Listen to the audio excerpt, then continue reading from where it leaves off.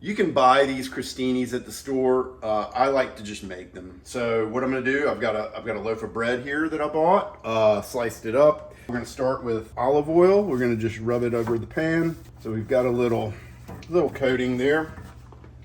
And now we're just gonna grab these and put them down here. You can go as fast or slow as you like.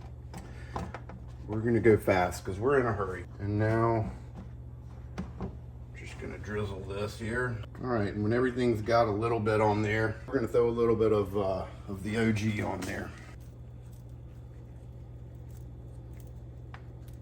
I'm gonna put it in the oven for about 7 minutes maybe at 350. But we're just gonna monitor it until they dry out and they crisp up. All right, it's been about 10 minutes. We probably need a few more minutes. I wanna get them a little crispy, crunchy. Yeah, I know. And voila, we have salt, pepper, and garlic crostinis.